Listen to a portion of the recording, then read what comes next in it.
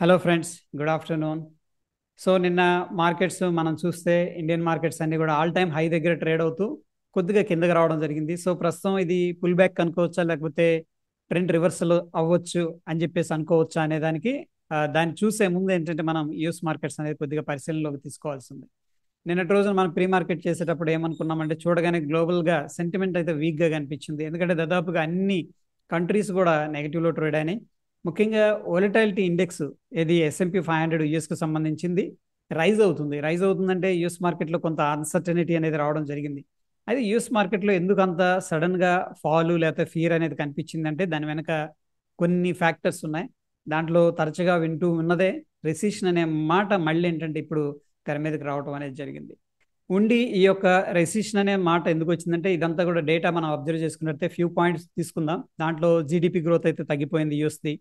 దాని తర్వాత consumer spending values పడిపోతూ వస్తున్నాయి. అన్ఎంప్లాయ్మెంట్ రేట్ పెరుగుతుంది. బిల్డింగ్ పర్మిట్స్ కూడా ఏంటంటే తగ్గిపోయినాయి. అండ్ ఏంటంటే న్యూ బిజినెస్ ఇన్వెస్ట్మెంట్ జరుగుతున్నది కూడా ఎక్కువగా లేదు. ఇండస్ట్రియల్ ప్రొడక్షన్ కూడా తగ్గిపోయింది. సో ఈ వేరియస్ ఫ్యాక్టర్స్ని తీసుకొని వాళ్ళు కన్సిడర్ చేసుకొని, సో ఫ్యూచర్లో ఓకే ప్రాబబిలిటీ ఉంది రెసిషన్ రావడానికి. అంటే సింపుల్గా చెప్పాలంటే ఏం లేదు friends, of course unemployment rate కూడా పెరిగింది. ఒక ఎకనామిక్ యాక్టివిటీ అనేది తగ్గిపోయే అవకాశం ఉందని చెప్పేసి అనలిస్టులు అంచనా వేయడం, ఏది ఈ డేటాని అబ్జర్వ్ చేసి చెప్పడం అనేది జరిగింది. సో అందుకని యుఎస్ మార్కెట్లో ఏంటంటే హ్యూజ్గా సెల్లింగ్ ప్రెషర్ అనేది రావడం జరిగింది. మనం చూసుకుంటే డౌ జోన్స్ ఇండస్ట్రియల్ యావరేజ్ నిన్న ఒక్కరోజే దగ్గర దగ్గర 2.6% దాకా ఏది గ్యాప్ డౌన్తో కలుపుకొని కిందకి వెళ్ళటం, కొద్దిగా సెకండ్ హాఫ్లో ఏంటంటే రికవర్ అవడం అనేది జరిగింది. అండ్ ఇక్కడ మార్కెట్స్ కిందకు వస్తున్నాయంటే డెఫినెట్గా ఏంటంటే అక్కడ ఉన్న మార్కెట్లోంచి డబ్బులు తీస్తుంటారు కదా, అవన్నీ ఎక్కడికి వెళుతున్నాయి అనేది మనం చూసుకున్నట్లయితే, సో బాండ్ డీల్స్ అనేది చాలా అట్రాక్షన్గా కనిపిస్తున్నాయి అనమాట. అంటే గవర్నమెంట్ బాండ్స్ ఉంటాయి, కార్పొరేట్ బాండ్స్ ఉంటాయి, ఇవేంటంటే సెక్యూర్డ్ అనమాట చాలా వాటికి as compare to stock market. So మదుపర్లు ఏం చేస్తున్నారంటే అక్కడ మంచి ఇంట్రెస్ట్ వస్తుంది కదా, అందుకని ఏం చేస్తున్నారు, ఇక్కడ వాల్యుయేషన్స్ కొంచెం ఎక్కువగా ఉన్నాయి కదా అని చెప్పేసి ఇక్కడ నుంచి తీసి అక్కడ ఇన్వెస్ట్ చేయడం కూడా ఒక రీజన్ అనమాట. One of the reason market కొద్దిగా కిందకి రావడానికి అని చెప్పేసి చెప్పుకోవచ్చు. ఇక ఇండియా మార్కెట్స్ విషయానికి వస్తే ఫ్రెండ్స్, ఇండియా విక్స్ కూడా 10% పైన రైజ్ అవ్వడం అనేది జరిగింది. ఇదేం చెప్తుందంటే మనకి మార్కెట్లో వోలటాలిటీని మాత్రమే ఎక్స్ప్రెస్ చేస్తూ ఉందన్నమాట. మనం చూస్తే నిఫ్టీ దగ్గర దగ్గర 1.17% నెగిటివ్ గాను, సెన్సెక్స్ వచ్చేసరికి 1.08% నెగిటివ్ గా క్లోజ్ అయింది.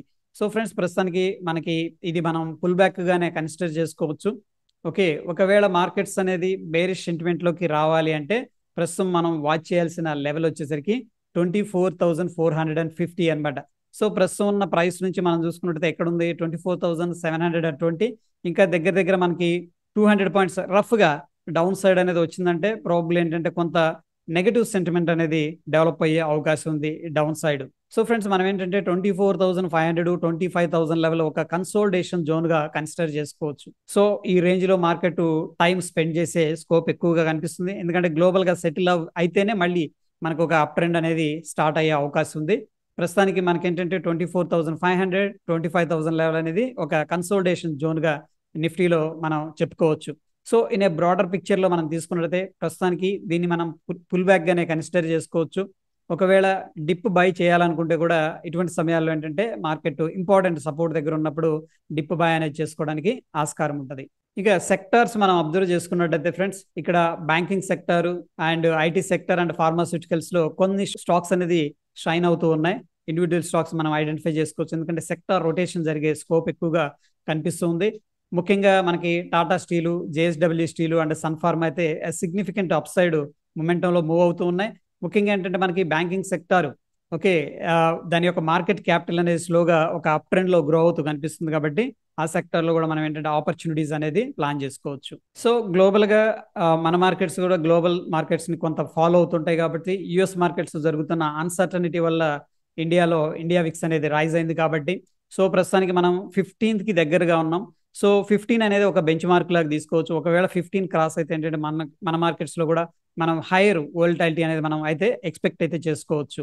ఇక కొన్ని స్టాక్స్ లో మనం చూసుకున్నట్టయితే ఎస్పెషల్లీ టాటా మోటార్స్ గురించి చెప్పుకోవాలి. ఒక కీ డెవలప్మెంట్స్ అనేది జరుగుతున్నాయి. వాళ్ళు ఏంటంటే వాళ్ళ యొక్క కమర్షియల్ వెహికల్స్ ఏవైతే ఉన్నాయో ఆ బిజినెస్ ని డిమెర్జ్ చేశారు టాటా మోటార్స్ నుంచి. సో ఇక్కడ నుంచి ఆపరేషన్స్ ట్రాక్ చేయడం కానీ, దాంట్లో ఉన్న పొటెన్షియల్ అన్లాక్ చేయడం కానీ జరుగుతుంది. సో డెఫినెట్గా ఏంటంటే ఎవరైతే లాంగ్ టర్మ్లో ఇన్వెస్ట్ చేస్తున్నారో వాళ్ళకి మేబీ ప్రాబ్లీ మంచి రిటర్న్స్ అయితే జనరేట్ చేయగలదని చెప్పేసి నేను అనుకుంటున్నాను పర్సనల్గా. అయితే ఫ్రెండ్స్ ఇక్కడ ఈ డిమెర్జింగ్ ప్రాసెస్ ఏదైతే ఉందో కమర్షియల్ వెహికల్ తయారు చేసేదాన్ని సపరేట్ చేస్తున్నారు. అది ప్రాబ్లం ఏంటంటే ఒక 1 ఇయర్ 1.5 ఇయర్ అయితే పట్టొచ్చు. ఇక మనం చూస్తూ ఉన్నాం ఎఫ్ఐఎస్ డిఐఎస్ యాక్టివిటీ అనేది. ఎఫ్ఐఎస్ ఏమో బై చేస్తూ వస్తున్నారు. మనకున్న డేటా ప్రకారం అంటే దగ్గర దగ్గర 2,000 కోట్ల దాకా ఇప్పుడు ఎఫ్ఐఎస్ అయితే నెట్ బయర్స్ గానే ఉన్నారు. బట్ స్టిల్ ఏంటంటే డొమెస్టిక్ ఇన్స్టిట్యూషనల్ ఇన్వెస్టర్స్ డిఐఎస్ మాత్రం కొద్దిగా డౌన్ సైడ్ అనమాట, అంటే బేరిష్ సైడ్ ఉన్నారని చెప్పేసి చెప్పుకోవచ్చు. ఎఫ్ఐఎస్ ఏం బై చేస్తున్నారు, డిఐఎస్ ఏమో సెల్ చేస్తున్నారు. కొద్దిగా బ్యాలెన్స్డ్ స్టేట్ లో ఉన్నాం. అయితే ఇక్కడ ఫైనల్ గా ఏంటంటే మనం వాచ్ చేయాల్సింది సెక్టార్ రొటేషన్ జరుగుతూ ఉంది. ఓకే, అండ్ గ్లోబల్ గా అన్సర్టనిటీ అనేది కనిపిస్తుంది కాబట్టి డెఫినెట్ గా మనం ఇండియా విక్స్ అనేది వాచ్ చేస్తూ ఉండాలి. సో ఆ వొలటాలిటీ కొద్దిగా సెటిల్ అయిన తర్వాత ఏంటంటే మళ్ళీ మనకి మార్కెట్లో ఒక డైరెక్షన్ అయితే వచ్చే అవకాశం ఉంది. సో ప్రస్తుతానికి గ్లోబల్ అన్సర్టనిటీస్ వల్ల ఇండియా మార్కెట్స్ అనేది కొద్దిగా ప్రెషర్ లో ఉండటం అనేది మనం ఎక్స్పీరియన్స్ చేస్తాం. But as per my expectation ఏంటంటే మార్కెట్ అయితే ప్రస్తుతానికి ఒక పుల్ బ్యాక్ అనేది తీసుకుంటుంది. ఇది ఒక టెంపరీ పుల్ బ్యాక్ అనేది. మనం వాచ్ చేయాల్సిన లెవెల్ 24,450 అండ్ ఇంపార్టెంట్ గా మనం వాచ్ చేయాల్సింది వోలటాలిటీ ఇండెక్స్ వీక్స్. ఒకవేళ 15 క్రాస్ అవుతుందంటే దెన్ ఏంటంటే కొద్దిగా మనం జాగ్రత్తగా ఉండాలని చెప్పేసి చెప్తున్నాను. అయితే ఫ్రెండ్స్ మనకి సోమవారం ప్రీ మార్కెట్ చేసుకుంటాం కదా, ఆ ప్రీ మార్కెట్ లో తెలిసిపోతుంది ఎక్కడ మార్కెట్ ఓపెన్ అవుతుంది, గ్యాప్ డౌన్ గ్యాప్ అప్ అనేది. సో డెఫినెట్ గా ఏంటంటే ఆ వీడియోలో నేను షేర్ చేస్తాను. ఇది ఇన్ఫర్మేషన్ ఫ్రెండ్స్. ఇన్ఫర్మేషన్ బాగుంది అనుకుంటే లైక్ చేసి ఉండండి. మరొక ఇంట్రెస్టింగ్ ఎపిసోడ్ తో మళ్ళీ కలుసుకుందాం. Stay tune. ధన్యవాదాలు.